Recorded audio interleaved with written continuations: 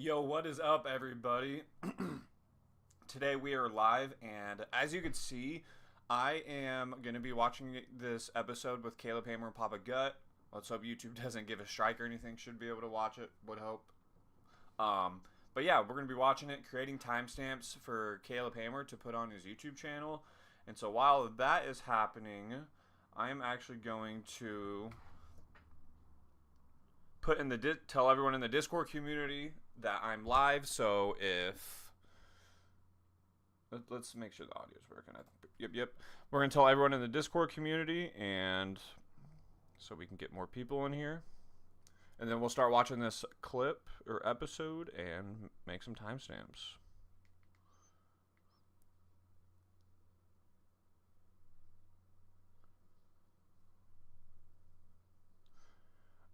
All right. But for anyone that's new to the channel and you're watching this when I'm not live, thank you for watching. Essentially, we're going to be watching this and try to get viral timestamps that are going to go viral on Caleb's page. And so that's the move for today.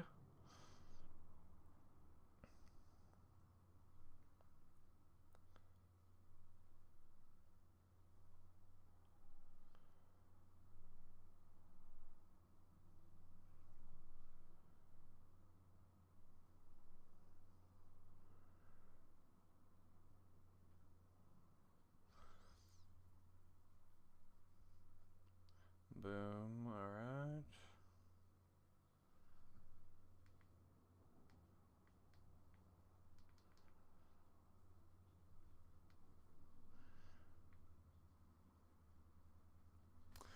Alright, so as we wait for people to join, I'm going to start watching this episode, and essentially a company is paying me a monthly retainer to essentially watch Caleb episodes, or like if he collaborates with someone, like for in this instance, Papa Gut. So we're gonna get timestamps.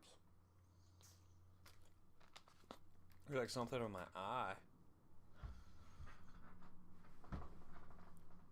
I'm not gonna like over freak out about it constantly, but I like that in the end, whenever I do walk away from this, maybe upwards of 100,000 people over the course of the multiple years we've done this have gotten budgets under control, paid off debt, changed their lives. And I think that's a really cool legacy. No, yeah, you know what? It's funny because I watch a lot of Caleb Hammer bad videos. Every time I see him, I'm like, I want to watch it. Let's see what we got here. It's usually the same shit. Ali, I love your hair. I mean, it's easy to spot me on the court, I bet. But you've always been like that. See me? Yeah. Before you have.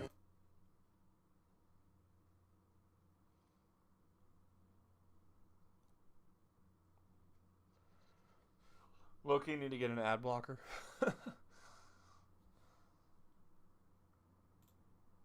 One in general where they made this kind of criticism where it was an early childhood development criticism where you shouldn't like yell at your kids in like an aggressive way. And I'm like, yeah, that's true. But the weird thing is that you're not actually their fucking parents. And I do understand that there are some circumstances that are out of your control.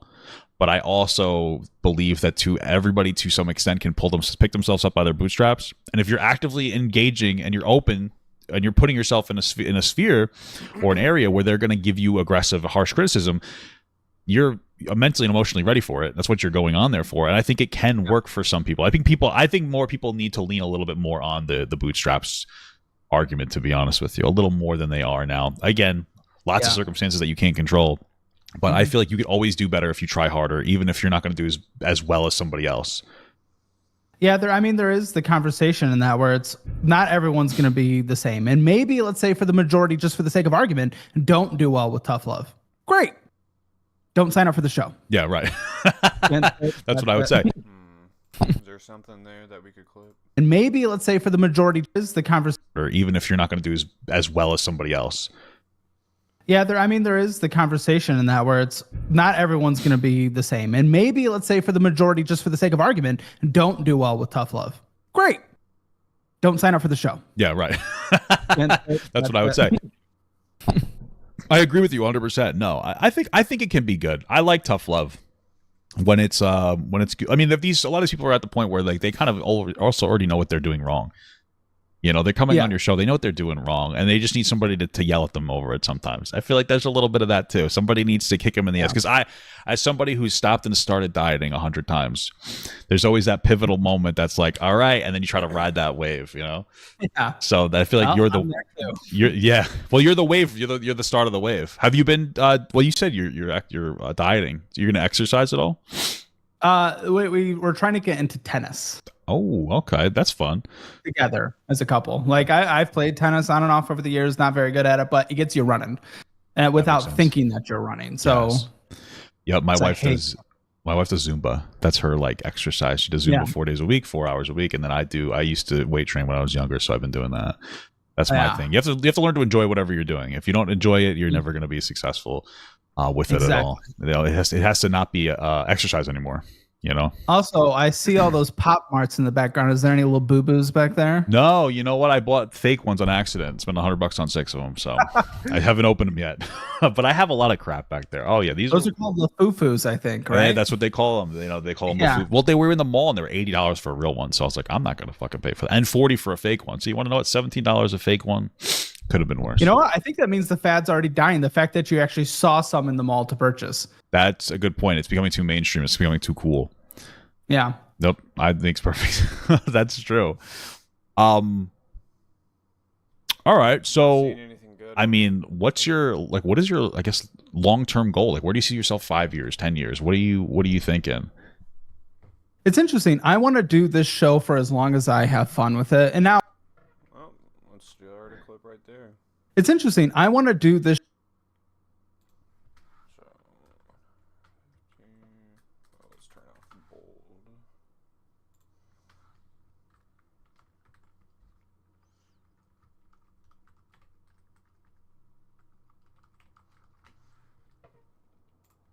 show for as long as I have fun with it. And now obviously there's employees that do rely on the paycheck. I've always kind of made the pledge to myself, employees, if you're seeing this, rely on the paycheck. I've always kind of made the pledge to myself.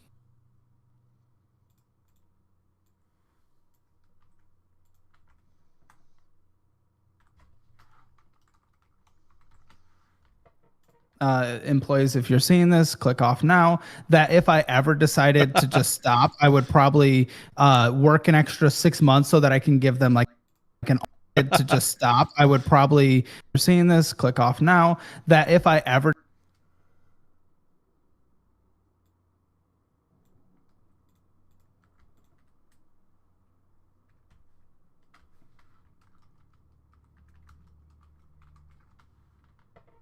decided to just stop, I would probably work an extra 6 months so that I can give them like all of them 1 year's worth of income at the exit, you know, to allow them to, because you know they depend on me. Yeah.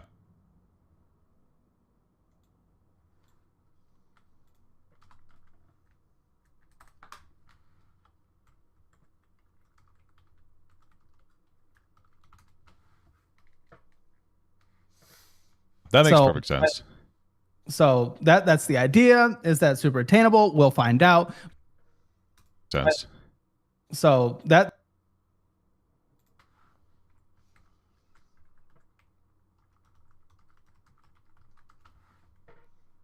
the idea. Is that super attainable? We'll find out. But honestly, I could still see this going for at least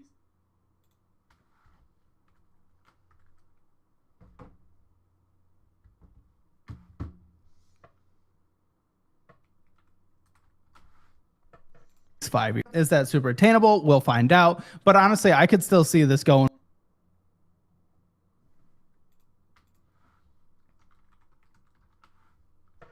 for at least 5 years.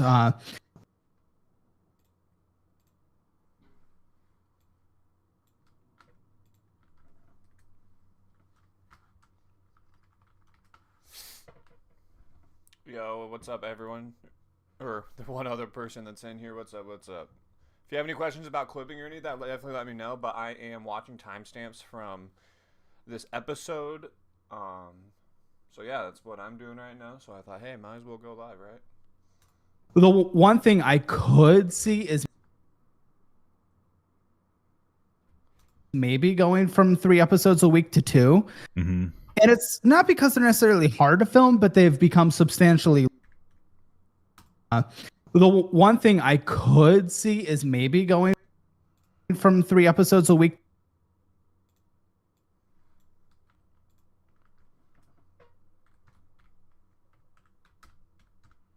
to 2. Mm-hmm. Yo, And it's what's not up, because Dylan? they're necessarily. I'm actually watching this episode because I was assigned this episode for this next week. So I'm literally getting all the timestamps done. I just did half of this episode yesterday. I'm doing the other half today, and essentially I need to get up to 21 timestamps. So that's the plan, man. Because my son could potentially be born later this next week or the week after. So I'm just trying to get ahead as much as I can on work, and so I still get paid. So that's the move, man. That is the move. Necessarily is maybe going from 3 episodes a week to 2. Mm-hmm. And it's not because they're necessarily hard to film, but they've become substantially longer episodes and more difficult episodes. And so the 3 we're doing now.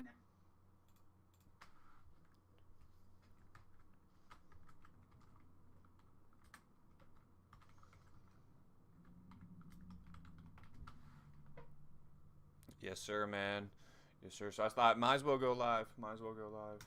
Now is at the work and time expenses doing 6 maybe a year and a half ago. So I could see potentially going down to 3. I'm very competitive though, and I don't know if I'd want to go down just because of that. I'm also competitive on the membership side. We're about see that. $10,000 away in the YouTube monthly recurring membership number from being the top earning membership on YouTube. I might move this one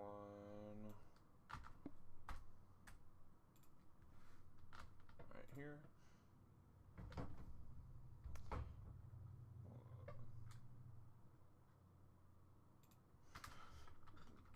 The future of financial audit. Sweet, that's a clip right there. And that's essentially all I do, man. Is once I get these timestamps all done, I'll then submit them, wait on the edits to get back to me, and then I'll make revisions on the edits that get sent to me. And if there's not anything, then I'll send it to the person to post it. If not, I'll comment any revisions, and then I'll wait till the next day. And that's essentially the process. YouTube. Who is the top? So I'm under an NDA with YouTube, and I can't say. Fair enough. Yeah. Because they're willing to give me the information as long as I don't spill the beans. So That's fair. Then you know what? Whoever is the top, just come out and tell us right now. All right, just come out and comment under the video. yeah, I know I passed the channel recently that you watch and react to a lot. Okay. I mean, I already know who it is. So if you're under NDA, I'm not going to say it. Yeah. I mean, there's only one I can imagine. Fun. Yeah. That is well. Congratulations. No, I see you like humping it hard, and I see you put out an extraordinary amount of content on your members only. Like it's insane. Because I became a member, I didn't do the reimbursement shit. It's $10 a month. I don't obviously, but I'm like, wow, like you guys are live. I'll see you. I'll pop in there for a little bit while I'm doing some of my editing, and I'll try to focus. And then there's like a lot of stuff going on. But it's like it's a lot of fun. You guys do like game shows, as you guys are just like chatting about stuff. It's a lot of fun. I think is that one of those things that you just like I got to do something else and you put more energy into.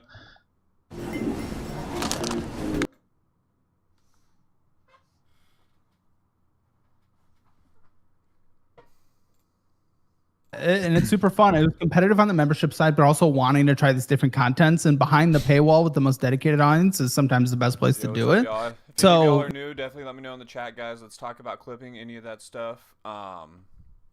Definitely let me know, guys. And if you don't know, I'm creating timestamps from this episode.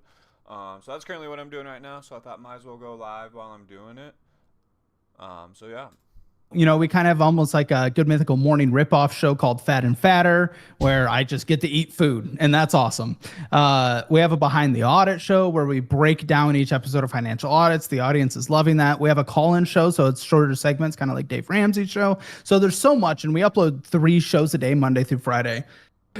So that helped accelerate us to almost number 1, and we're really, really close to that. So I really want to get there. just competitive. So I could see leaning into that as well over the next 5 years. This live streaming thing I'm having so much fun with because Yep, I want to talk to you about that. I'm really curious. it's fun because I just honestly I'm really curious. it's fun because Yep. leaning into that as well over the next 5 years. This live streaming thing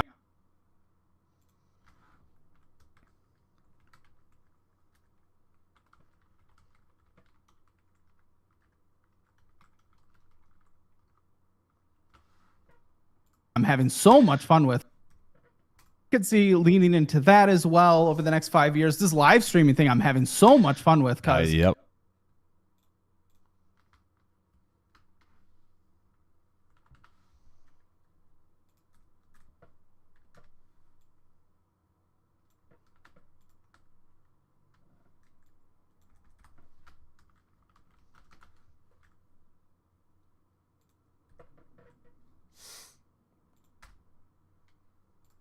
I want to talk to you about that. I'm really curious. it's fun because I just honestly I've been so busy that I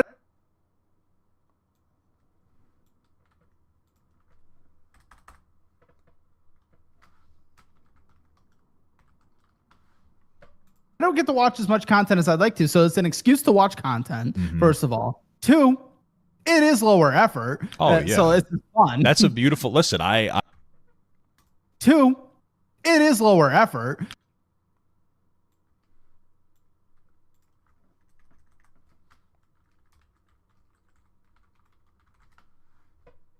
oh yeah. So it's fun. That's a beautiful. Listen, I there are reactors or whatever that like to pretend it's hard. That's one of the draws. Like I get to come on sometimes and just play a video game while I fucking react to something, and it's a lot. It's a really nice. I love it. It's great. The low effort's got to feel amazing. It's got to be liberating for you.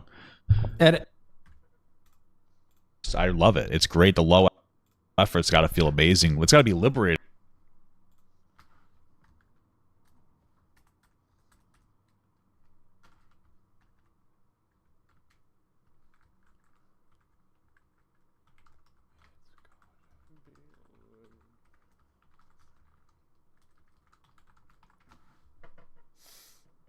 For you. it is because the financial audit's like a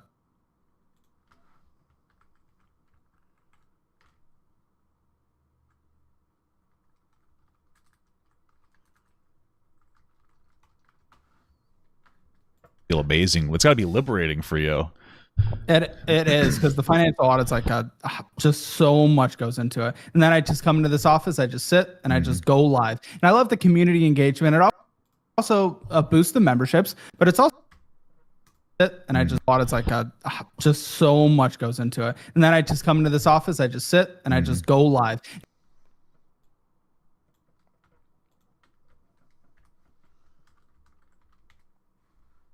And I love the community engagement. It also boosts the memberships, but it's also like a triple dipper of income. You get AdSense from the live.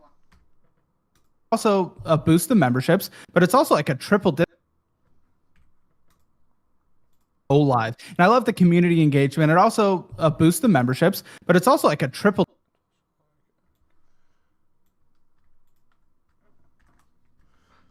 It's also like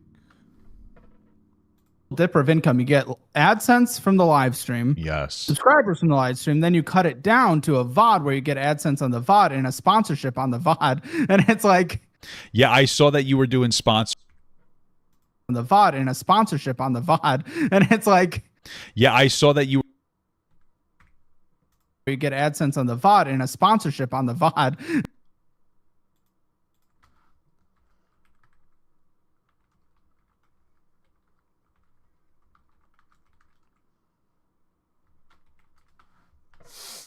And it's like Yeah, I saw that you were doing sponsors in your actual like re-uploads too. I was like, this. It was so funny. I was watching the military criticism whatever thing. yeah. And I was like, this. I started laughing. I'm like, that's so funny because that's so you. Like you are so you're on it. I was like, this is so funny. I never would have expected it, but it makes perfect sense for you to do it.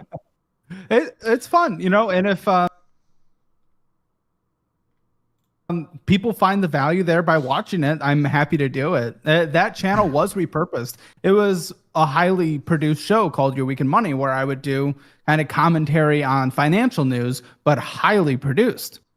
We're getting more views per VOD on these, and it takes me.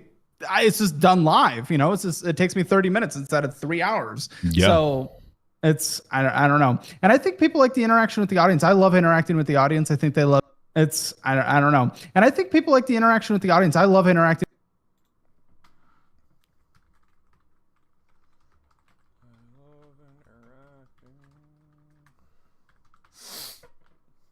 with the audience. I think they love interacting back, and it's really cool. And we're testing on Twitch as well a little, just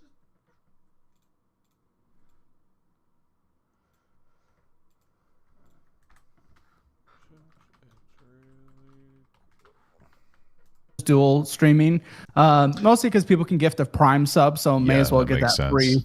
Are you feeling the dual streaming or the quad streaming? I saw you on Twitter the other day. Cruise into summer.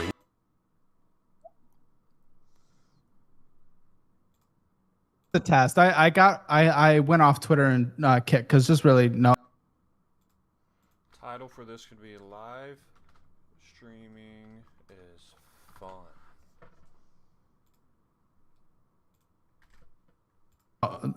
Twitter didn't really make sense in terms of monetary, and Kick I just wasn't getting any pickup there. So just doing YouTube and Twitch. That makes sense. I mean, some people just prefer watching on Twitch, so I want to make sure I give them that opportunity as well. But that I've gotten banned already twice on there since I started. Twitch is rough. They're a little tough. Have you tried like the vertical streaming at all, like TikTok? So what I do is I put my phone on this thing, right? You can't. It's just a phone holder right here, and I go live on TikTok, and it shows that I'm doing something, reacting to something, talking to someone, but they can't tell. And it says right on there, go to YouTube to view full stream. So then it funnels people to YouTube. Is that effective? Yeah. The moment I go live on TikTok, YouTube usually jumps by like 500 to 1,000 people. Interesting.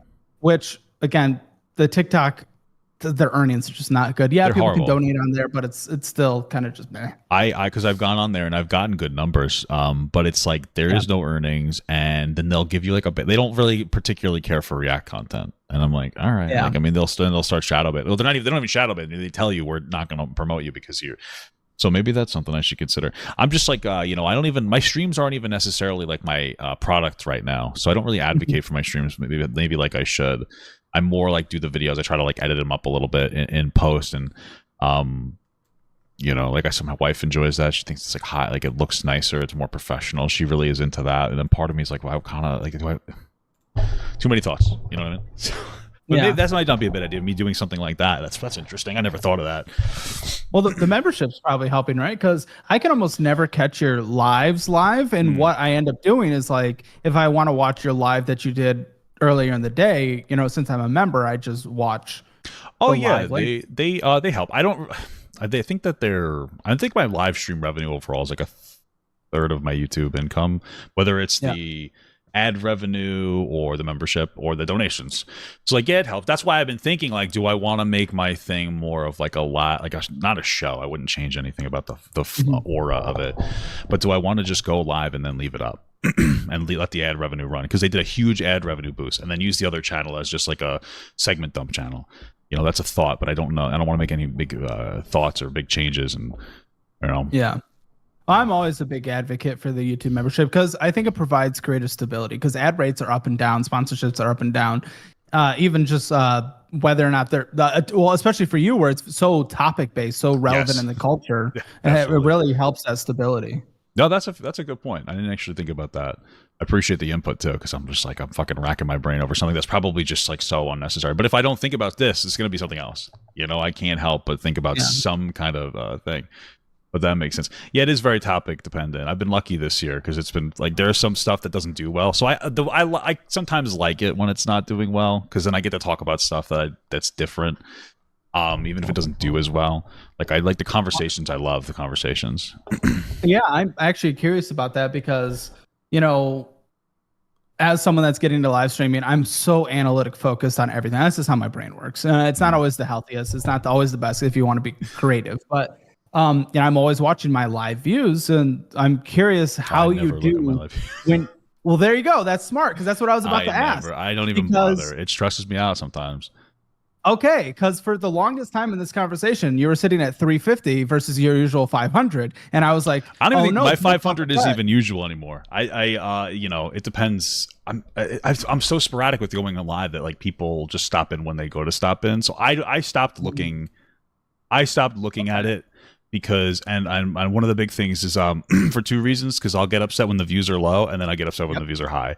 Because I feel really good when the views are high, and then especially when they're high for a month, and then next month is not that good, and that's when I think the most that I'm the biggest failure in the world, and that's when I need the most emotional support from my wife to just be like, you have to just relax, be consistent, like you need to chill out. So I try not to feed into the high highs or the low lows. But 350 is pretty good right now for me.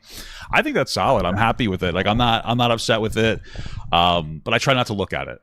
To just That's try. smart. It's because ultimately my emotional side goes like, oh my god, what the fuck. My logical side is like, it really doesn't matter. You're doing well overall, even when like some of the revenue goes down. But that's how it is with controversy, especially towards the end of the year. Controversy kind of goes down. Okay. And then there's a pop at the end of January. Past 3 years, a That's pop. wild. It is a pop. So if Christmas, not great. End of January, Imagine being able to build anything just by thinking about explosion. I think people are happy at the end of the year. It's Christmas, it's holidays. You got Halloween, Thanksgiving, Christmas, New Year's Day, and then it all ends and everybody goes back to work and they're all upset and YouTubers or whatever, and then there's just fucking waves and waves of controversy, and it hits hard at the beginning, and you slowly ride. And my ride's been much better this year on YouTube than ever. So I'm like, I am doing all right.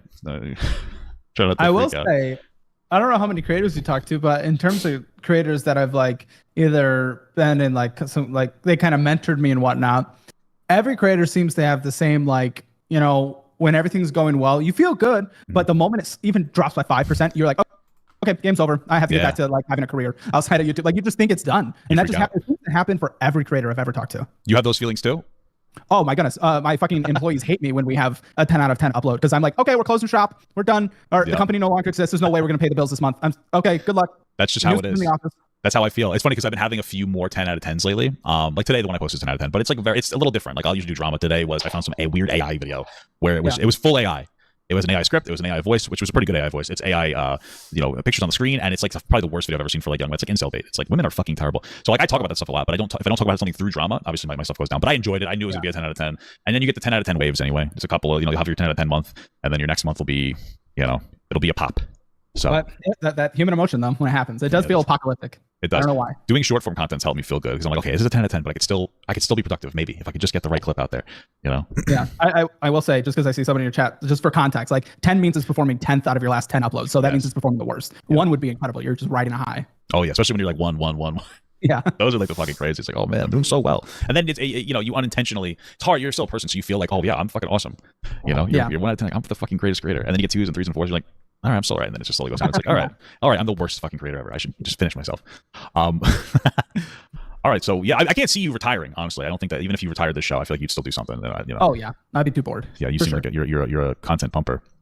I want to ask something a little different. I'm going to ask a question. I'm going to give you a little context because it's not supposed to be like it's not a big thing, but I'm wondering like what your political philosophy is, not your organized, who you vote for, none of that bullshit. So for me, like in general, I like the concept of as much reasonable deregulation as we could possibly have, while also having a solid expansion of like welfare services. And so like my go-to point on that would be something like a universal healthcare. Takes the stress off of businesses, especially small businesses. That I'm going to give you a little context because it's not supposed to be like it's not big. If you retired this show, I feel like you'd still do something. Oh yeah, I'd be too bored. Yeah, you seem like you're a content pumper. I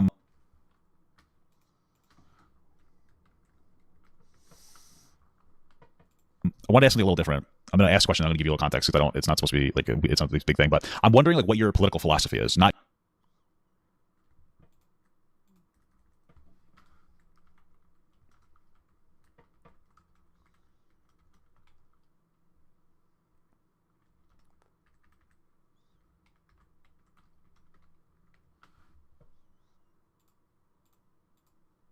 Your organ.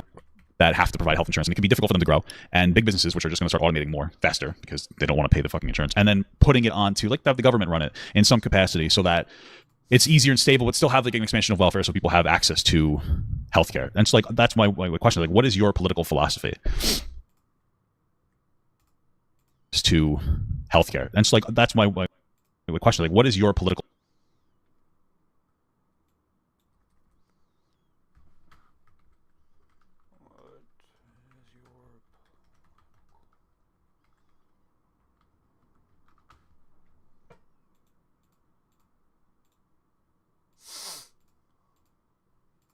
philosophy? It's interesting because I see the internet constantly put me in camps. The people on the right will hear something, they'll put me in the far left. The people on the far left, internet constantly Political philosophy. It's interesting because I see the internet constantly put me in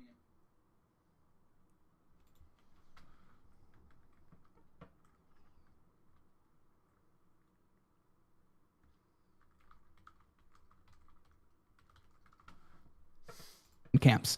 The people on the right will hear something, they'll put me in the far left. The people on the far left will hear something, they'll put me in the far right. It is wild. I try my best not to come from a political ideology or a like of wild. I try my best not to come from a political ideology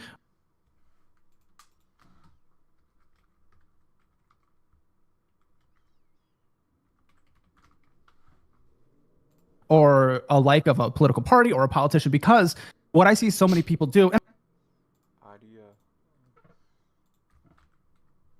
Is that how you spell it? How do you spell ideology? I'm not going to try to pretend like I'm fucking high and mighty for this. This is just how I think about it. But I see so many people on the internet that if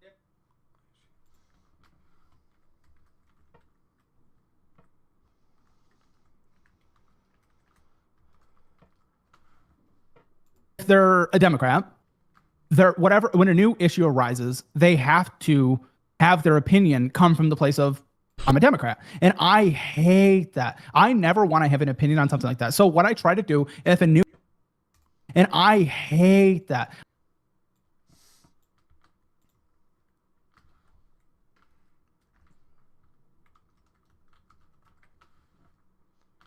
I never want to have an opinion on something like that. So what I try to do if a new issue pops up, I try to get as many reliable sources as possible.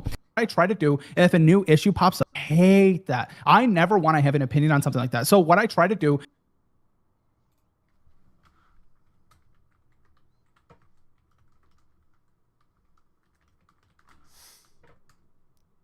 if a new issue pops up, I try to get as many reliable sources as possible, figure out where the facts are. And if it's messy, I try to be a little more about it, a little fence sitters as possible, figure out where the facts are. And if it's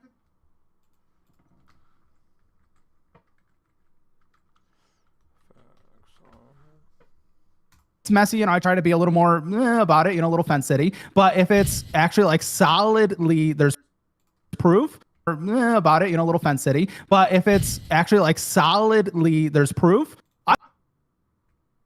about it, a little fence city. But if it's actually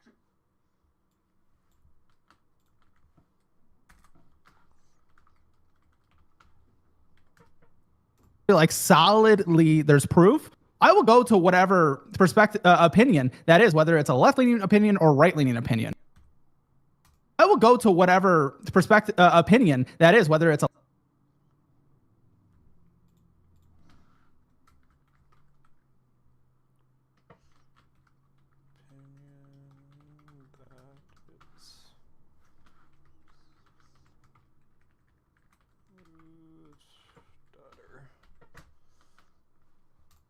a left-leaning opinion or right-leaning opinion, wherever the data is. And if the data changes, I'm not afraid to change my opinion. You get so much criticism. People get so much criticism if you change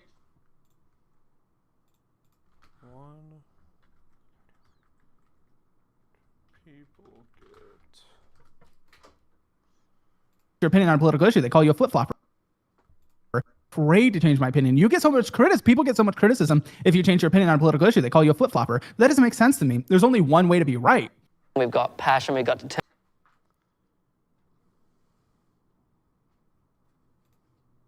To be right is where the data is, and if the issue, they call you a flip-flopper. That doesn't make sense to me. There's only one way to be right.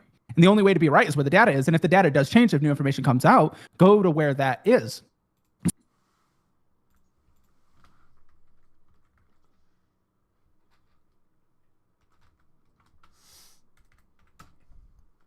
So on the conversation of like AI and automation or UBI, that kind of stuff, it's I am in a weird position where, or my perspective's in a weird position where I see so many people saying two opinions that everyone's incredibly confident in. Okay. One, typically, actually, I don't even know if this is left or right. Actually, there's just two opinions. One where someone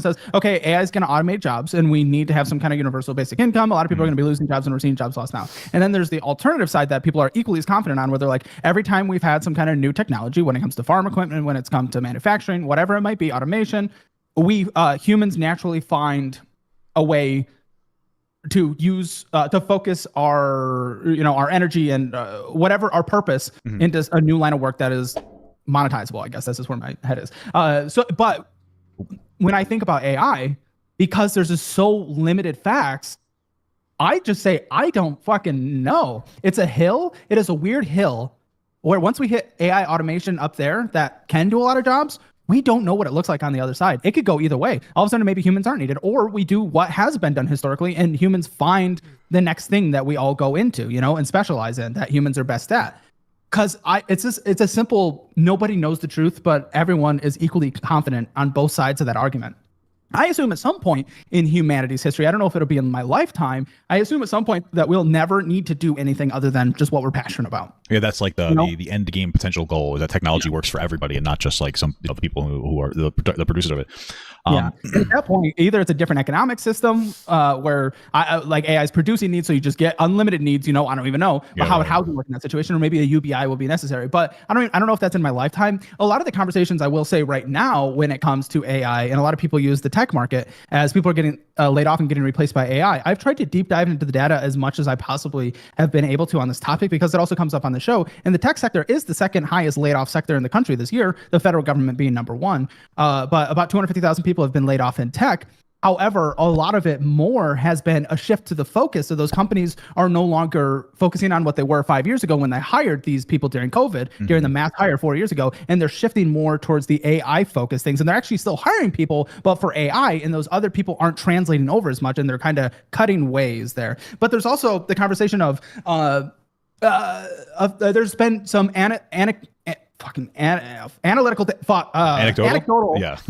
information where it's like a recruiter's been replaced by an AI voice. Some data collectors have been replaced by AI. But in terms of mass statistics of people being full replaced, we haven't seen concrete data that I've been able to find on that. What we are in a weird economic system, economic environment right now is we have high interest rates. When interest rates are high, businesses borrow less money, and businesses when they borrow less money, they hire less people. So we're seeing more layoffs, less hiring, and that correlated with the big AI conversation almost makes it seem more like it's an AI thing today than it is the economic conditions of the time, because we're actually seeing very similar data in the fresh college graduates with their brand new degree have a similar level of unemployment than as the overall unemployment rate for the country. And that's not very common. But the last time we saw this was in the early 80s, when we just came from high inflation. Interest rates were high for a long time. So we're seeing a very similar economic environment to then when it comes to unemployment and unemployment for new graduates. And the reality is, though it's not 100% of the time, oftentimes when interest rates have historically been this high for this long, or higher than normal for this long, it is followed by a recession. And if companies feel a recession is imminent, they are less likely to invest in new employees, less likely to buy a recession. Rates have historically been this high. Reality is, though it's not 100% of the time, oftentimes when interest rates have historically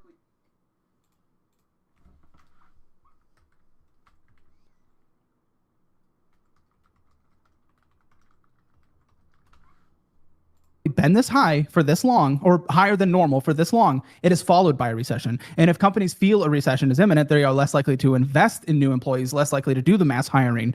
And so with that economic situation that we're seeing, less likely to do the mass hiring.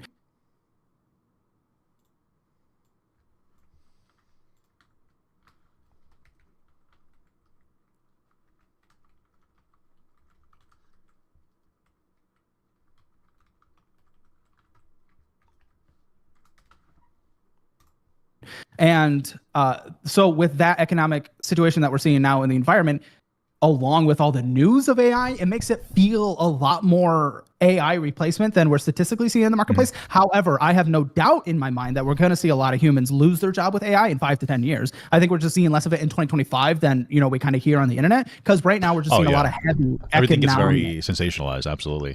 Yeah. There's also no, I forgot what I was going to say. Sorry. Well, yeah, no, you know what? I think for me, it's like not even just AI. There's like a lot of automation in general. I mean, factory jobs have been killed in a lot of areas because there's a lot of robotics. Then you even have like self-checkouts at Walmart or any grocery store, really. McDonald's now, they're really pushing the app, which, that's another way that they're trying to kill jobs. So I see that there's going to be a shift. And I agree with you. I think like in this ideal world, 50, 100 years from now, I think people will be able to focus on what they want to do. I personally think that some kind of UBI, whether it's a negative income tax or something, it might be the next step, or even eliminating taxes for maybe people under a certain amount of certain financial threshold, is definitely like there. I'm happy that we have a very heavy service economy, which I don't think is going to be hit too hard.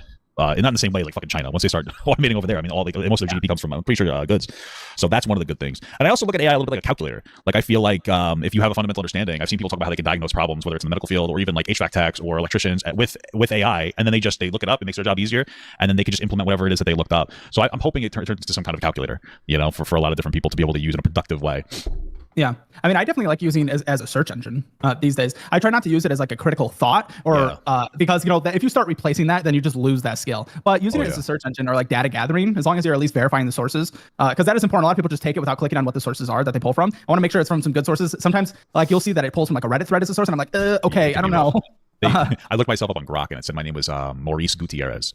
So I was like, okay, that's interesting. And then one of the sources was just calling me the Arsler, and I was like, all right, that's an interesting source. I was like, okay, this is interesting. It sucks because I like using AI. It makes it easier, but I've noticed like even yesterday I looked at something up on AI once. I looked up somebody to see if they had ever released peer-reviewed articles, and it said no. And then I looked up a different AI and it said yes. And then I went to like Google Scholar. It's like, okay, they did. So it's like a lot of times, unfortunately, I feel like it's still not 100% there yet. But I like the technology. I like the idea. It's a little scary, but it's more of like, how are we going to implement it well? It's already here. Like it's going to happen, but how are we going to implement it well? And that's my bigger concern. Especially my fear is if we're talking about the political divide, and this isn't anti-left or pro-right, but I will say the right now is more embracing of it, and the left is quite anti-AI. You see it a lot in left circles. My fear, the right, especially it's already here. Like it's going to happen, but how are we going to implement it well? And that's my bigger concern. Especially my fear is if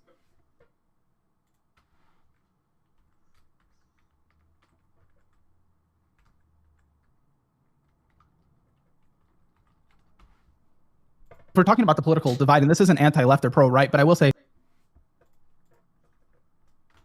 the right now is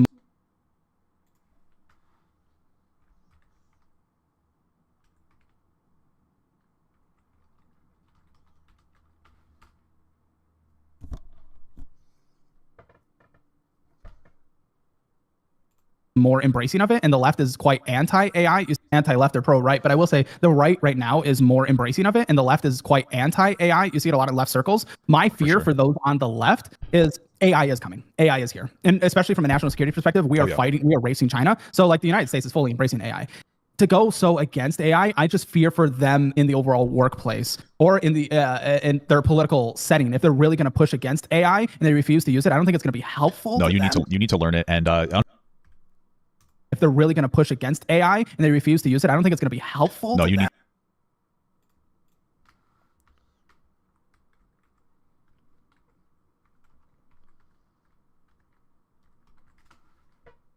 So you need to learn it, and this is another thing that's unfortunate. But AI is rough on the environment. It uses a tremendous amount of water, a lot of resources. But a lot of people on the left, they don't come from the philosophy that I come from, where I think America should be the leader in most of these industries, because as bad as we are, China's worse, Russia's worse. So we should be heavily investing in AI and figuring it out, because at least once it settles, I'm more confident that we will implement safeguards to preserve some kind of jobs than China is or Russia is, considering they don't necessarily even have free elections. So, you know what I mean? And then people on the left are not very confident in America. They say it's horrible, even though we do have better morals in obviously most other countries, personally. So but if they don't engage in the AI, they're going to get left behind. Like, you have to learn this technology, honestly. Yeah, I mean, I'm trying to find the statistic that I found yesterday, because that is a lot of the argument that I was on board with, is that AI is damaging for the environment. And I've been on board with that for a while. And then I saw some information yesterday that made me deep dive into just actual statistics. And I'm trying to pull it up right here. But what I learned is California is the king of data centers. There's data centers galore in California. And AI, these data centers have, what I learned is California.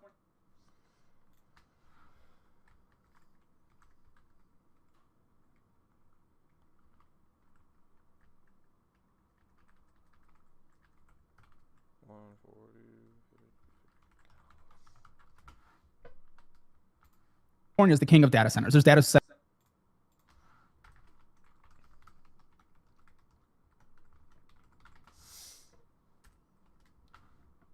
galore in California. And AI, these data centers have to use a lot of water. I believe it's for cooling, but they have to use a lot of water. So, yeah. That's what a lot of people are kind of complaining about. So then data was posted yesterday, and then I did a deep dive. Data centers in the highest data center state, California, used 1% of fresh water.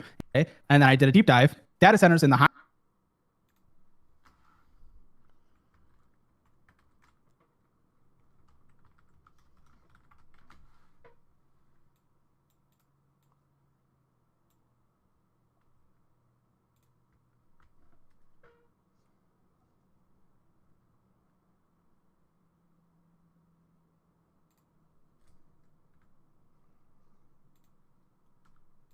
highest data center state, thinking about. So then data was posted yesterday, and then I did a deep dive. Data centers in the highest data center state, California, used 1% of fresh water in California.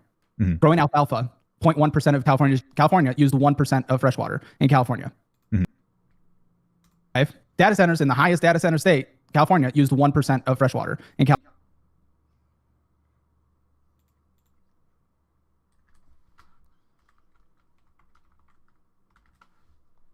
California. Growing alfalfa, 0.1% of California's GDP, used about 20% of their fresh water. I mean, is that alfalfa wrong? Because I know that what is it? Is it almonds? They also use a tremendous amount of water. For almonds, it's crazy. Yeah, it's a lot less use of water than people are. Does it have to use fresh water, or is there like a statistic for like fresh water? Okay, or desalinated water, because metal and salt don't go very well together. That does make sense. That does make sense. Yeah. Interesting. Yeah, I mean, it's scary. I think it's more scary for like the locals. They also use a tremendous amount of energy, which can pull from the grid, and it's scary. I think it's more scary for like the locals. They also use a tremendous amount of energy, which can. It's scary. I think it's more.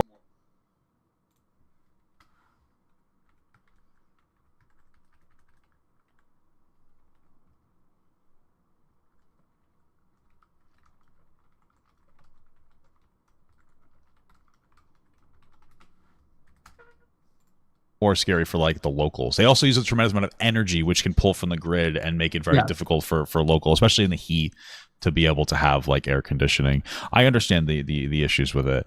Again, we need to push for it. it's like it's the future, and I mean, if anything, I'm more afraid that we're gonna have like. I understand the issues with it. Again, we need to push for it. It's like it's the future.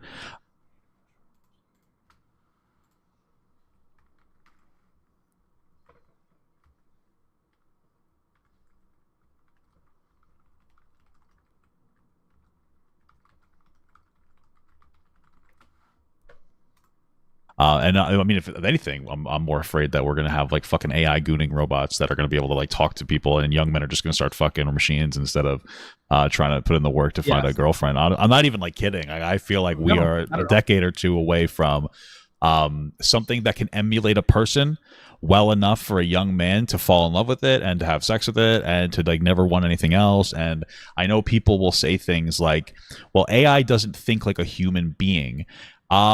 And I disagree, kind of, because like, what are we? We are a complicated input of genetics and life experiences. And what is the computer? It's kind of, or what is AI? It parses through the internet of a bunch of different experiences, and then it produces something that it thinks is a person. But I think it's going to be able to emulate. And then if we can figure out how to do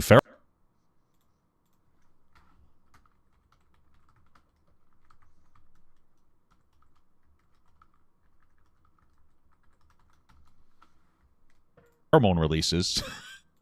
I mean, I don't know. Maybe I'm getting a little crazy with it, but who knows? Well, I saw you reacting to the person trying to cancel her psychiatrist. Did you get to where she's chatting with her AI? That's in here. I've essentially just been watching this long form podcast, getting timestamps. But if any of y'all have any questions with clipping or anything like that, definitely let me know in the chat, guys. But yeah, I just want to grind this out because we have about 30 minutes left.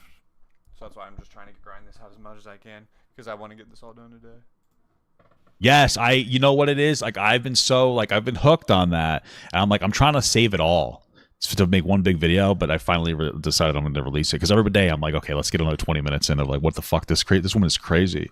She's insane. Actually, one of the things, I forget exactly what it was. There was something that was so, she keeps doing this thing where like she thinks that her therapist is engaging in a behavior for her.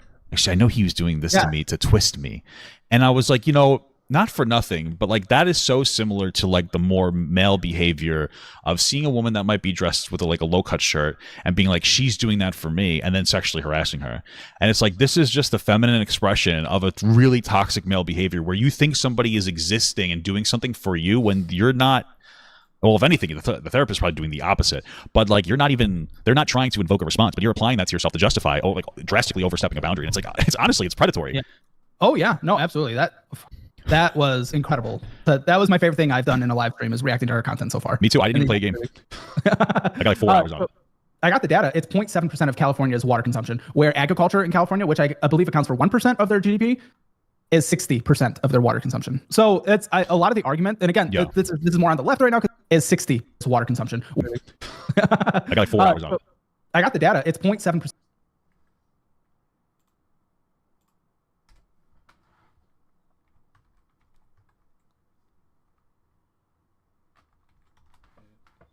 Of California's water. Dude, I didn't play a game. I got like 4 hours on it. I got the data. It's 0.7% of California.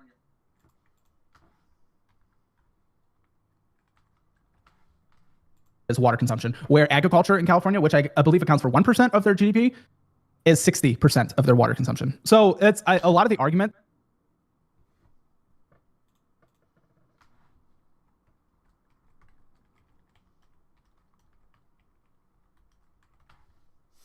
And again, this is more on. Once you're done with the timestamps, what's the frequencies? Like, do you post them? Or do you focus on a set number? So this is with a company that manages all of Caleb's shorts, like on his regular channel, his live channel. And so this company is paying me to watch his content. And so that's what I'm creating timestamps for. So I don't have to worry about the editing, the posting. I literally just find the timestamps, and they are paying me a monthly retainer for getting 21 timestamps weekly. So that is really what I'm worrying about with all the clipping and stuff for this. Now, the financial.clipper page, that's something totally different than this, but that is how I actually got this opportunity because they saw that account, which is awesome. So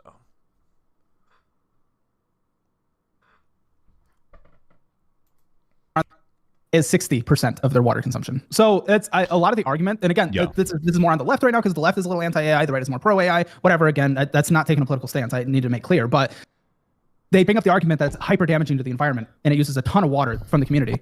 But they bring up the argument that it's hyper.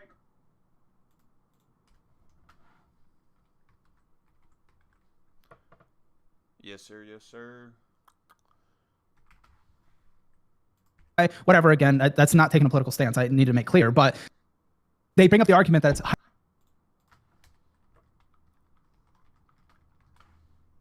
hyper damaging to the environment and it uses a ton of water from the community, but it's 0.7%. Well, it probably uses a lot of water from like the local community. But I think that everything gets so sensitive because I'm assuming that's 0.7% of 7%. Well, it bring up the argument that it's hyper damaging to the environment and it uses a ton of water from the community, but it's 0.7%. Well, it probably uses a lot of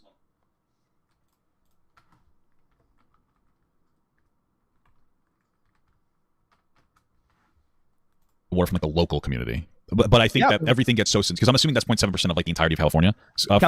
Yeah, so I'm assuming that like this is the problem is every single time we have something, it gets sensationalized. So like when we had climate issues, we still do, but whatever. It was like we're fucked by 2030, and I think that nobody thought that, and I don't think that. And I think that that's what's happening is people are afraid, and AI is like, oh, well, it's horrible for the environment. It's drawing all the power on the grid. And it's like I think we should have the conversation about the environment and the grid, but it's not what you guys are saying that it is. I also imagine it has a big impact on the environment because I believe they're heating up the water, and it's probably creating a lot of steam, though. I'm not too sure about that, but at least on the water usage. That's the analytics I got. But I think I say if it's big damaging on the electric or pulling a lot from the electrical network, which is a fair point, I would then actually say that makes me a little nervous about our electrical network. If we can't even handle investing in a new technology, then we need to build nuclear power plants like we are terrible with like infrastructure in America. I agree with you. Or solar, but definitely. I mean, well, the problem is nuclear is I think still the most efficient, but everybody's so afraid of like reactor meltdown. I think Germany deconstructed like a really productive. They're going back to coal. Yeah, that's crazy. That's damaging for the environment, if anything. Yeah, it's crazy. It's because people are afraid. The stories of nuclear meltdowns are terrifying. However, more people die per year of CO2 emissions than all of nuclear disasters combined. But when the stories happen of a nuclear disaster, they sound much more catastrophic. Like we're all kind of okay with people slowly dying to to CO2, but when it comes to nuclear's cleaner than solar by far, even, and it produces less waste overall. Exactly. Yeah, no, solar's nice for like your house. I think it's a great idea, but it's like it takes up a lot of space. Like, and it also can be negatively impactful on the environment. I mean, you have to take up an entire field, even if it's hot. Like that's going to be wildlife that gets killed, and it disrupts the environment. I feel like on your house makes sense, but it's not really practical for like big farms. The way that nuclear is really solid and the waste it produces is generally much easier to deal with, especially than any typical thing like gas or something. Yeah, I love nuclear. In Germany, it was moronic for what they did, and of course, it all happened and came together when Russia went into Ukraine and Germany. All of Europe decided to cut off the oil supply. From Russia. So that makes sense. And now they're going through a crisis because of that. Yep. Yeah, it's crazy. Okay. Yeah, that is fucking crazy. Weird world. I think a lot of people are scared right now, and so hopefully, I think a lot of people are scared right now because there's so much information. I think that's why people have high anxiety now, because there's so much information that goes into your brains. And I think that young people are so educated, even though they're fucking stupid. They're the smartest young people we've had probably ever. And I think this is just like off the cuff. This is something I thought about today. I feel like the reason why young people are so against 9-to-5s is partly political and all that, but like partially because I know guys who are like 50 plus who could stand still and stare at the wall for an hour and they can pass the time. And young people, and I agree with myself as well, because I'm like that, they cannot sit still. Like they're constantly thinking, they need stimulation, and it's because they're smarter and they're and so like they can't do a 9-to-5 because they're always thinking and they're always perseverating on the thoughts of like, what am I doing, and I'm miserable and this and that, which is valid, but I feel like that's a big part of it, is how honestly intelligent young people are nowadays. Yeah, that's fair. Yeah, that's interesting. I definitely come from that same world. I mean, I'm 30, and I always I sucked at school, but it was mostly just the focus of it. I just cannot do that, and I thrived in sales because I was my own business, and I sucked at school, but it was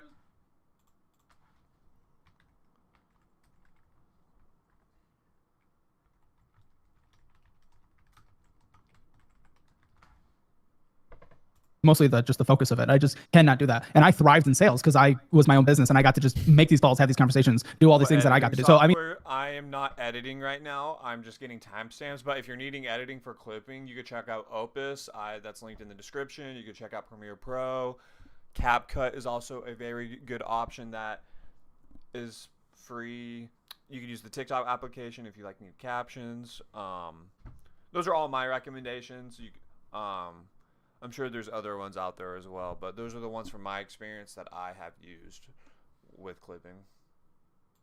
I mean, I thrived in sales because I was my own business, and I got to just make these calls, have these conversations, do all these things that I got to do. So I mean, I relate with that. Own business, and I got to just make these calls, have these conversations. I thrived in sales because I was my own business, and I got to just make these calls, have these conversations, do all these things that I got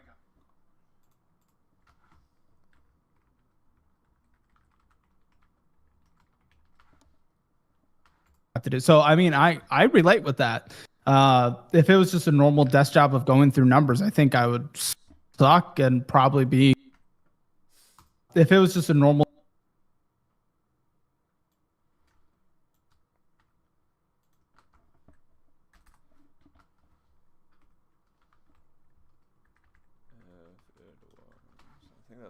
Do all these things that I got to do. So I mean, I relate with that. If it was just a normal desk job of going through numbers, I think I would suck and probably be just like that person complaining about the 9-to-5 going through numbers. Oh yeah, well, especially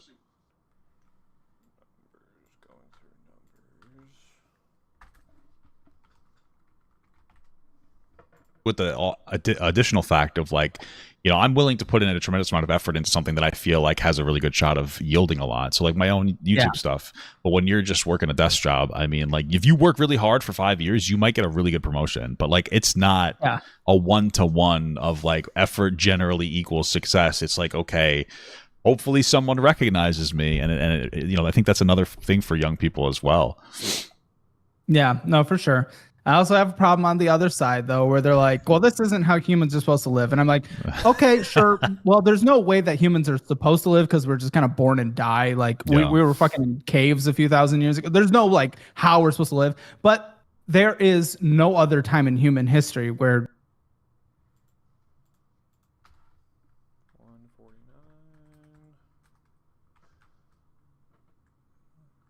There is no other time. I believe that's what Caleb said. like how we're supposed to live. But there is no other time in human history where we're given so much and have such an easy life. Yes, financially, you could do a single in household and have such an easy life.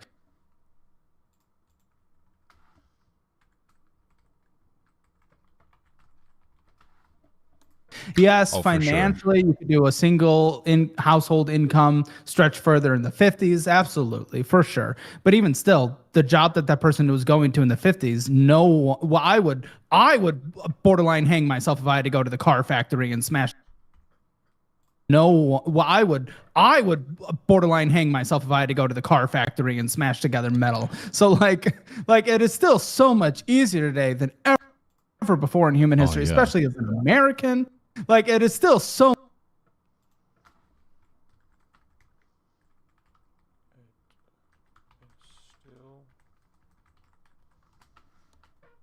much easier today than ever before in human history, especially as an American. Like, come on. I'm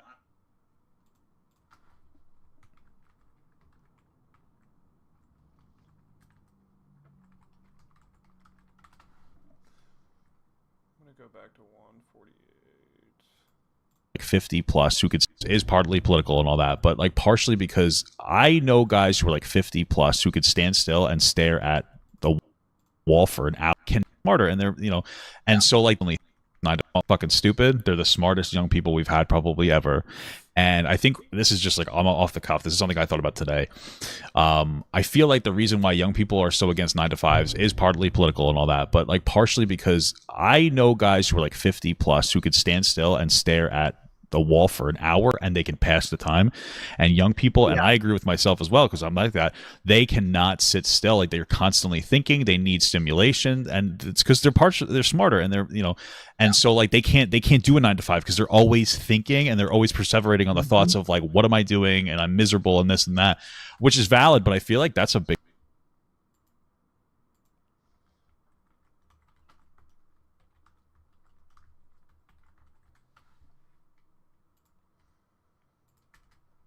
part relate with that being additional fact that person was better today than ever. But I also too, it's like this is so weird, but there's so much choice nowadays too, which sounds great, but like I just like sometimes it's like the worst thing in the world to have to make your own choices, especially if you're again a smart person with a lot of access. Back in the day, you were kind of forced to get married to somebody, and there was one job in your town.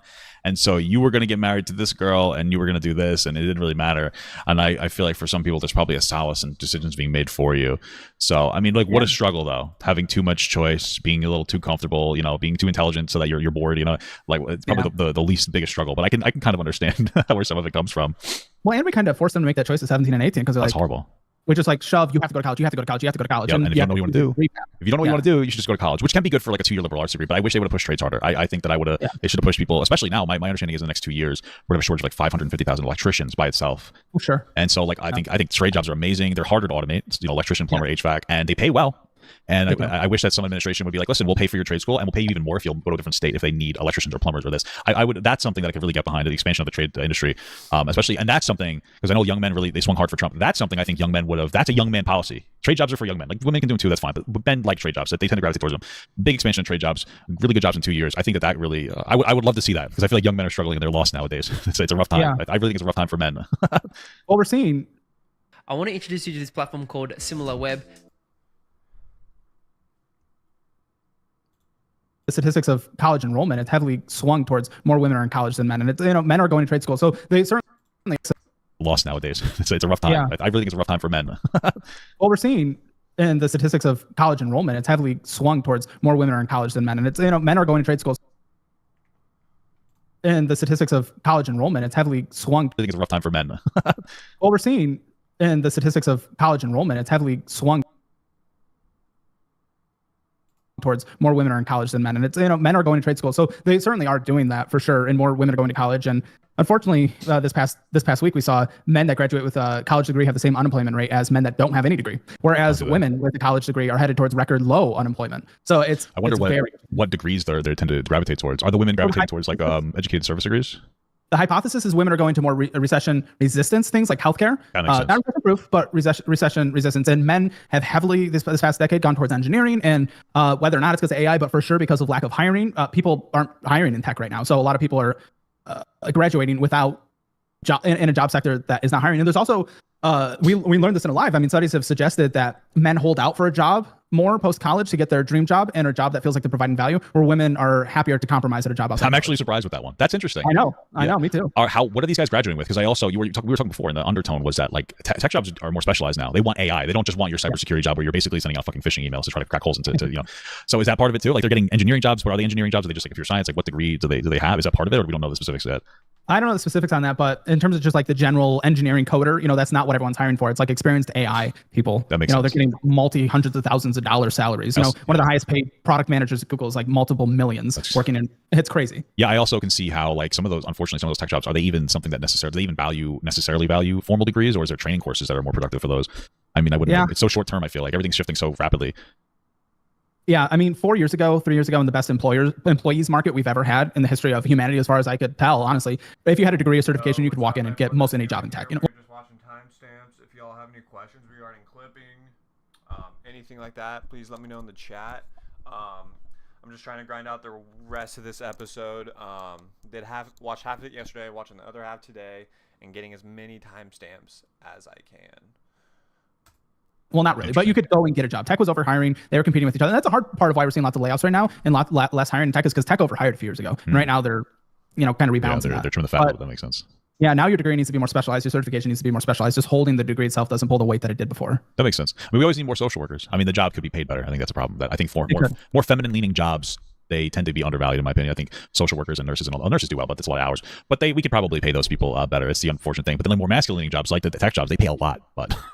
Yeah, but it's hard to get it right now. Tough to get but you can't get into healthcare. No, we need a lot of male social workers too. There are a lot of people, especially like men with disabilities, like with autism, that are lower functioning. Men in general can be a little violent, and sometimes it takes another man to be present. Just the presence of another guy, especially more masculine sense, can just make somebody less inclined to want to engage in violence.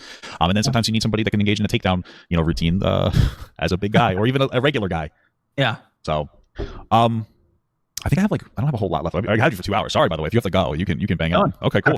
I'm chilling. Okay. Oh, I had to pee too. I'm surprised I made this long. We pretty much got through a lot of it, but I was curious about what is your take on Disney adults? I like to make fun of them for sure. That's a good clip. All right, let's slow this down. I like to make fun of them. We pretty much got through a lot of it, but I was curious about what is your take. 1:56. What is your take on Disney adults? Take on Disney adults. I like to make fun of them for.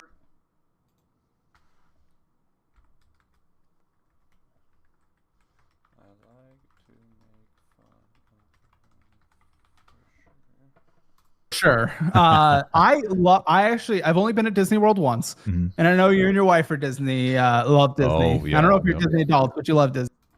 We're there. I think we're not. We don't have the gums, but we are Disney adults. Yeah. I personally love it. It's easy to. Yeah. I personally love it. It's easy to make fun of, and it's fun.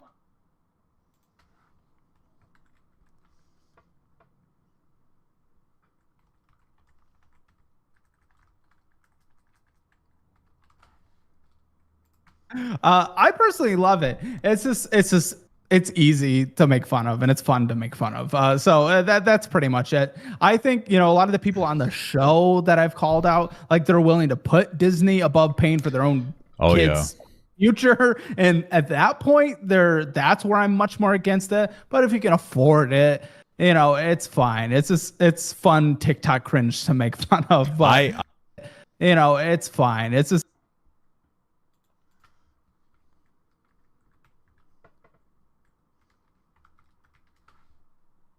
It's fun TikTok cringe to make fun of. But I agree with that. It's fun cringe to make fun of, but I love Disney. It's such a stupid but like interesting, wonderful experience.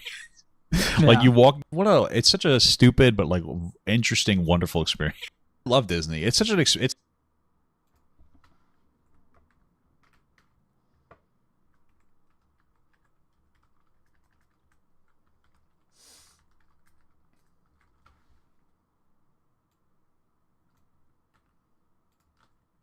it's such a stupid but like interesting, wonderful experience.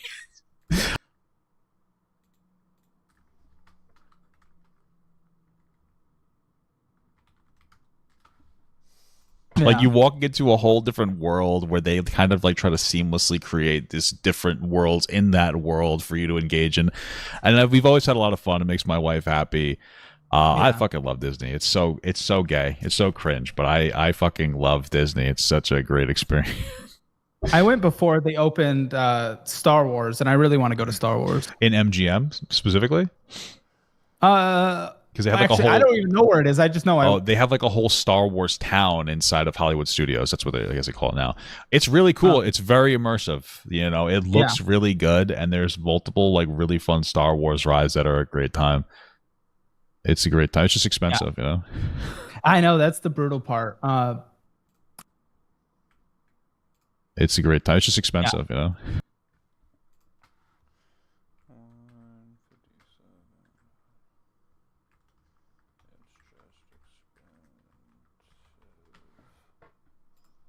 I know, that's the brutal part.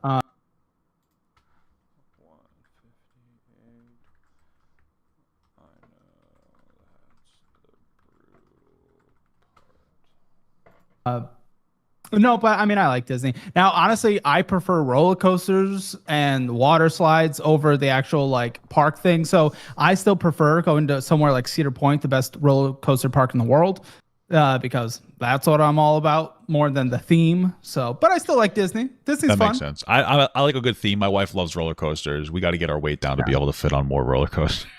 Yeah. If she wants roller coasters, listen, little road trip to Sandusky, Ohio. Go to Cedar Point. I'll let her know. Her and her mother, they love it. I get motion sickness. I'm gonna get like the patch or something next time we go because it gets so fucking. I get so motion sick. Okay, I thought you'd be more vitriolic because sometimes when you get excited, you sound like a Disney character. When you have like that beaker voice. I love it. I think it's so fun. It's a lot of fun. It's funny. Yeah. I have the emotion flow. Yeah. That's a good one.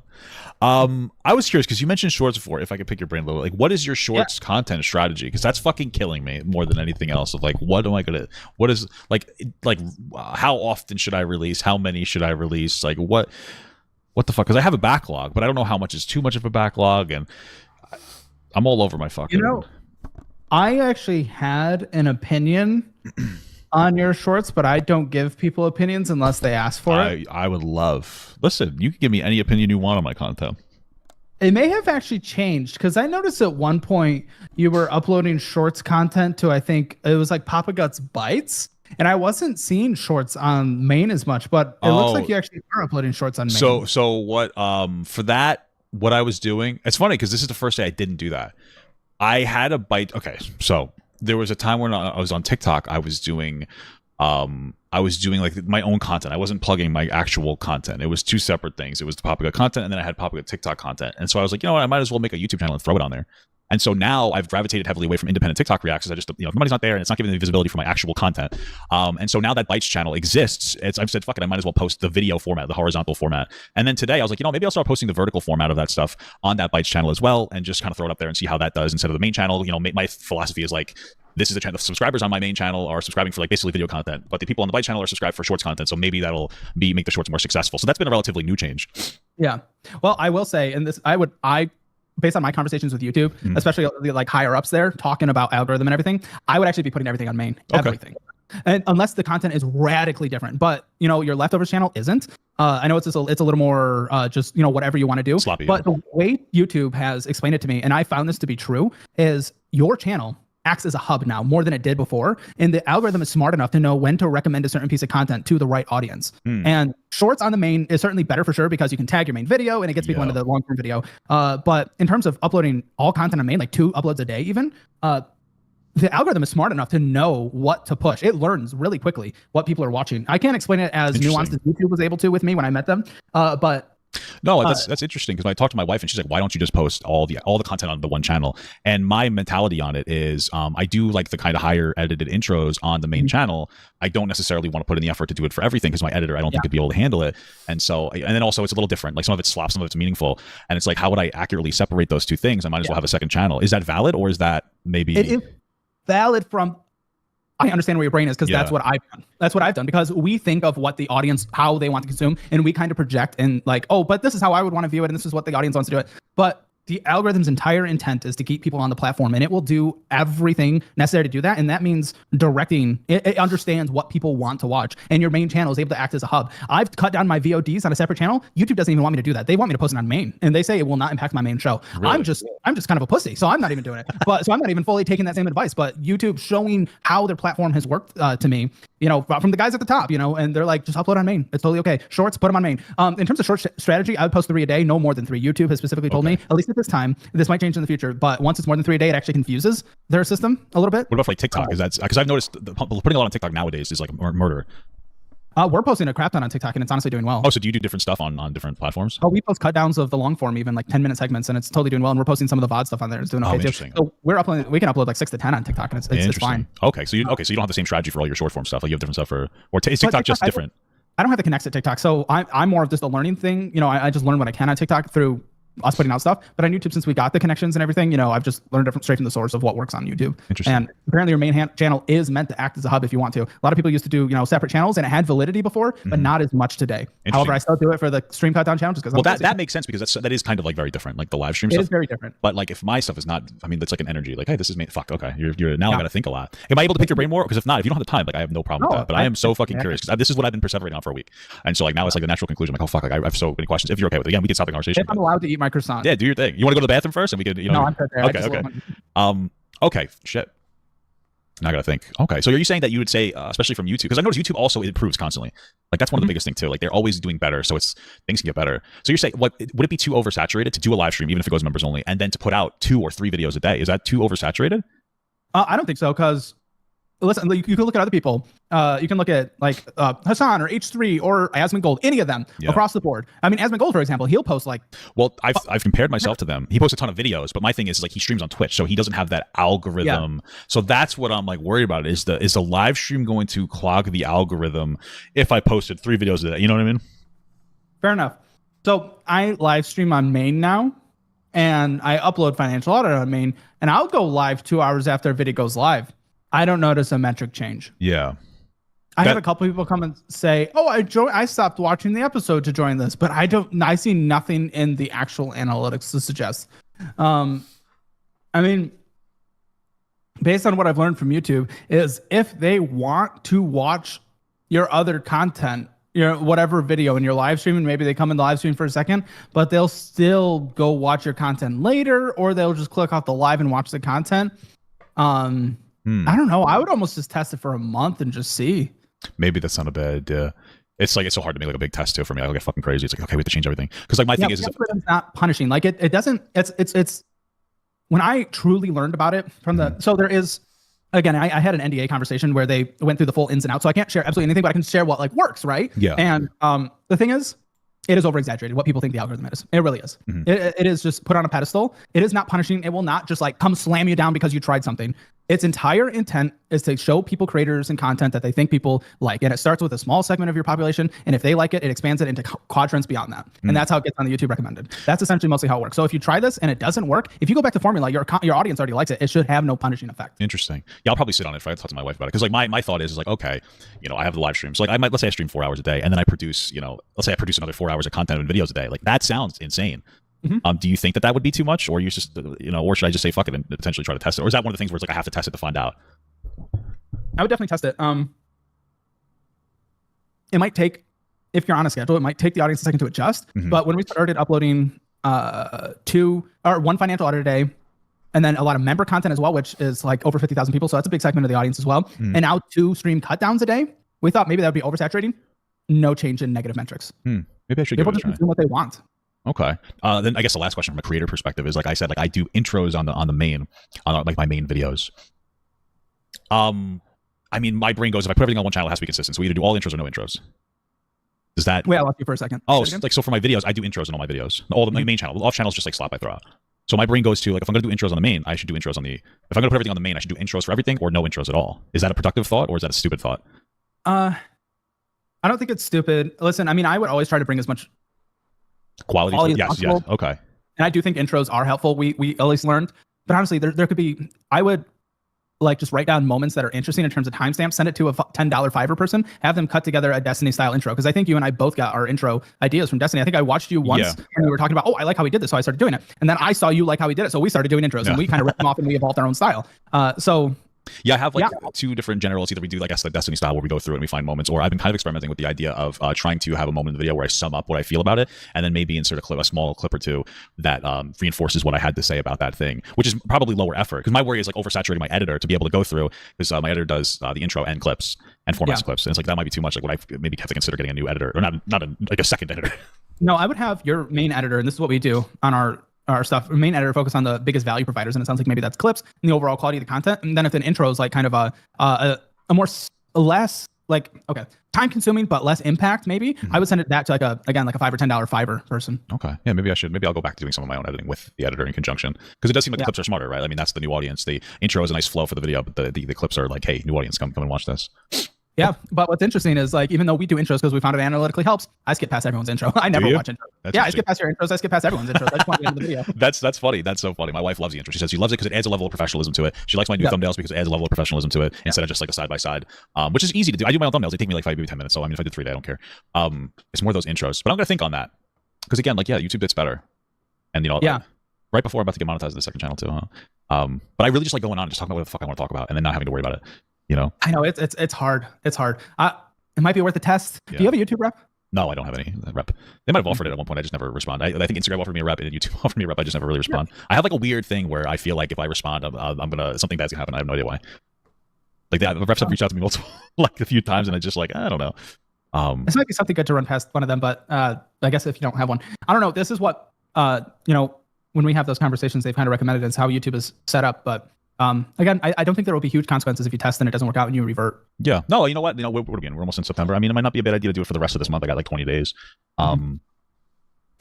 Okay, I got a lot to think about. I appreciate it though, because I've been trying to, like, it's my fucking thought is like what to do next, and like the other channel does add a level of stress of like, it's so similar. Like, what am I posting on there versus here? Like, is there really a difference? But if the conversation was like, okay, what should I have clip instead? Because some things are not worth clipping. But I would quadruple down on the membership if I'm being honest. That's what I would personally do if I was sitting over there right there. All the stuff that you kind of want to talk about and stuff like that you feel like doesn't fit on the main channel, I would put in the membership and then heavily advertise your membership. Interesting. Okay, so you're saying instead of like a leftover channel or whatever, like just put it as members only content for people who really like your stuff. Which only works though if you're willing to actually advertise it. Yeah, that makes sense. I know sometimes feels like you're being annoying, and some people comment at the beginning how annoying it is, but it's still important. That's it protects well, because my thought is like all the leftovers content potentially that's literally in the VOD. You can just watch the fucking VOD. You know what I mean? So like, is it, I feel like they're already getting that, but I guess I could put it on the main channel. But I hate asking for that kind of stuff. I'd rather be like, hey, do you want to give me my, like, I'd rather get ad revenue than ask you to subscribe to something. It just feels better. It's less, so we don't try to ask people to subscribe to give us something. What we do is we present the value first. We say, hey, here's this, and this, in order to access you, become a member. So it's less like, grubby, like, ooh, please come give me. It's like, look at all this value, and if you want it, this is how you get it. Interesting. Okay, that makes sense. I should do that in general anyway. I mean, there's not a tremendous amount of value for mine right now. It's just like the VOD stays up, but I should still mention it. Plus, it's only $2 a month, so it doesn't matter. Yeah, I'd get rid of that too. Yeah, what do you think? I should raise it? 5 and 10. Really? I don't know. I feel so bad. All they get is a VOD at the end. I understand the sympathy. Well, because you'll provide more value, right? But I would do 5, 10, 25. And the reason you do the 25 isn't to get people into 25. It's to make it look like the 10's more reasonable. People get into 10. That is actually interesting. I think I have like 2, 5, 10, and 25. And it's the same on all the platforms or all the things. I just like for people to have like a very small like little thing. Okay. One thing we've learned when like just studying our audience is if someone's going to, like I'll put me in your shoes. If someone's going to pay for 2, they'll pay for 5. And if they're going to pay for 5, they'll pay for 10. But if you don't give them the option for 2, they'll do it. The same, they will. Interesting. I got to think about it. I got to think about taking advantage of my audience, But it's less of I understand where you're coming from, because this is the same conversations I had. It's like, fuck, I don't want to like milk the audience and stuff like that. It's less about that. I'm a subscriber to you. I'm a subscriber to a few other people. there is a certain point where it's like, if they like you as a creator and I like you as a creator, I subscribe because I want to support you. And I know that that's what support. And I'm sure a couple people will be whingy and like, you're trying to ask for more money. But a lot of people are just like, they're happy to support the person they like. Interesting. Okay. Damn, then I got a lot to think about. I mean, I appreciate all the feedback. I have a lot to think about, even the leftover channel. So you think that, like, hey, kill leftover channel, I don't even really worry about it. Either members only that or just put it on the main, huh? Or experiment. Yeah, I mean, I tested on main for a little bit, see what happens. You'll probably see an increase in your ad revenue, and instead of having to worry about this whole second channel, it's just like yeah, like Minty, it's the same amount of work, but it's just more stress. Having a second channel is just weird. Yeah, I understand what you're saying. Okay, shit, I'll have to think about that. All right, I gotta let that sit. Like, I can't even ask any more questions because I gotta let it sit and I gotta let it stew. You know what I mean? But I definitely appreciate the advice. A lot of people, when they have something good going in content, myself included, and every creator I know, they're afraid of messing with it. Yeah, well, I have the opposite problem. Like, some things are slightly like a little low right now. That's just the nature. So I'm like, what's the 1,000 different things I can do to fix that? Sure. So like, but I don't want to make it worse because I did for a little bit try putting out 2 videos a day with the intros on them, and like I didn't see a change in my revenue. But also, I don't know how much of that was just like we came out of a content high, so like putting out more content increased my revenue comparatively. So like I stayed revenue wise the same, but we came out of the high, so views are going to be lower because we're out of like the big surge. And now I'm just maintaining because I'm putting out more content on the main channel. You know what I mean? So all right. You will never do this, and maybe you shouldn't, but what the exact actual thing I would do if I was in your shoes is every creator I believe should make a business. And for you, I would do $1,000 a month program that creators can sign up for to avoid and be coached through controversies. I actually would do that. Do you think that's like a real thing? Do you think I would actually be good at something like that? Yes, because you've been through all the controversies 100%, and you could coach people through it, but they have to subscribe on at least like a 3 to 6 month basis. So they can't come in only for the controversy and then back out. So essentially, it's a modern day PR. You're just advising via PR, but it's very modern day for creators. Interesting. There's a market for it. I wouldn't know how to market That's it. what I was saying. I wouldn't even know how to do that. Then that would be crazy. Because then if I did do that, then people would be like, "Oh, you're helping some piece of shit." It's like, yeah, I have to, like, ethically, right? I'm like a lawyer at that point. Yeah, every creator needs some kind of business on the side because again, this is up and down. This is up and down. Yeah. It can go to dirt tomorrow, and then you could still be thriving in a couple years, but it could be dirt for a year, and you just need that thing that supplements it. Because then, if you're afraid of asking for your audience for things, you won't have to. You don't have to take on sponsors. You don't have to do the membership if you have something that is sustaining you through the hard times. Interesting. And then I could also criticize them as they get canceled right now. Yeah. Interesting.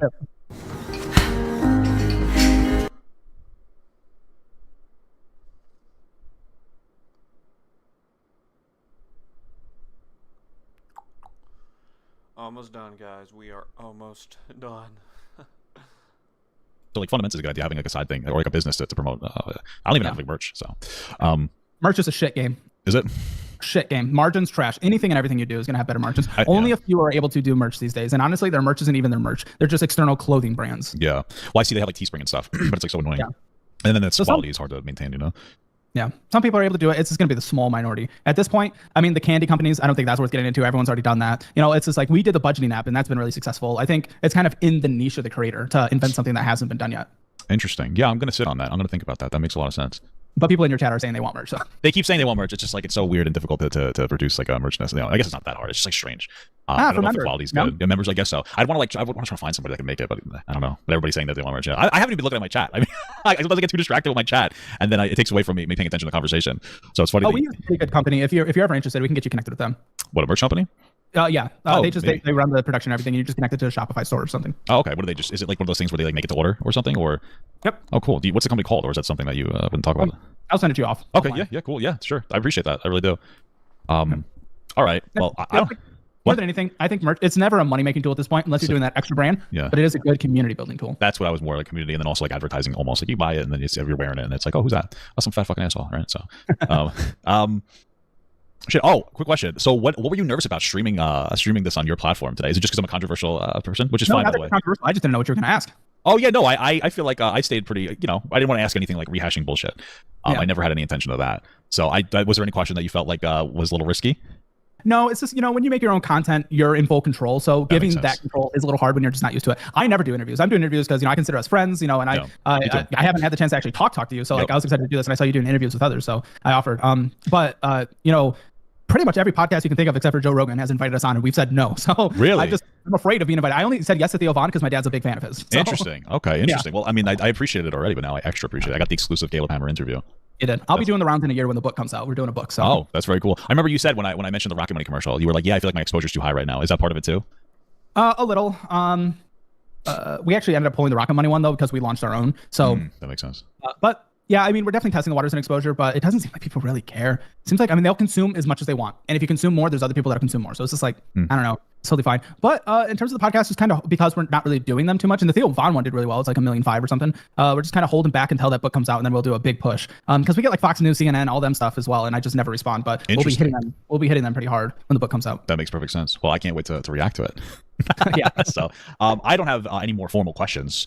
I think I got everything. Sorry, the end was a lot of advice. It was very me centric. So sorry for that. But I definitely appreciate the advice. It was great.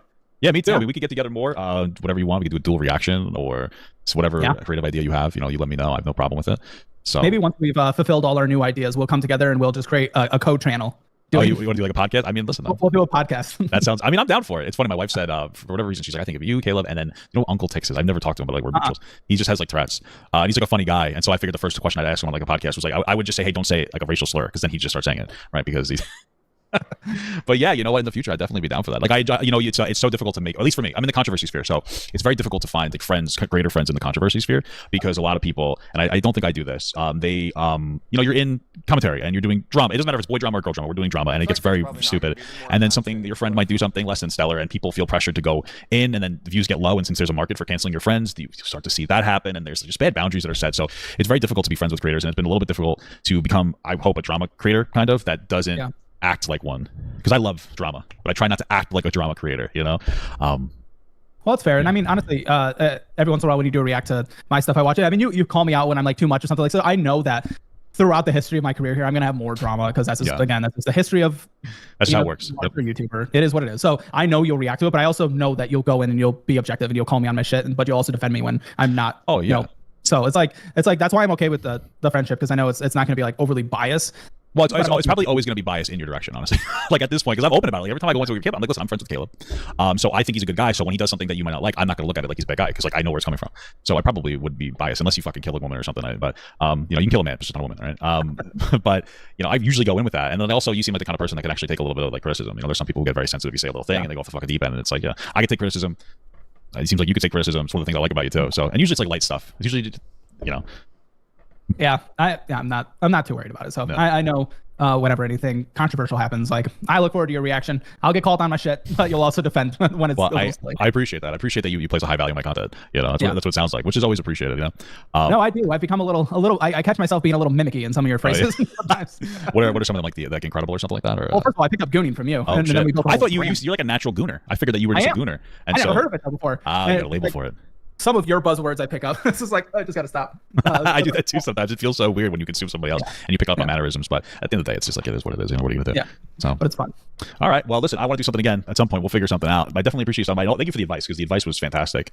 I'm one of that, advocate on here, because it's a favor to me. Yeah. Thank you so much, man. And you let me know if you need anything too. Oh, by the way, we're having a soup party in October if you want to come. All right. That should be everything. Thought I'd get more, but I got, like 12, 13. Not bad. All right, y'all, I'm going to end the stream. If any of y'all have any questions or anything like that, definitely let me know. Join the Discord. Everything's linked down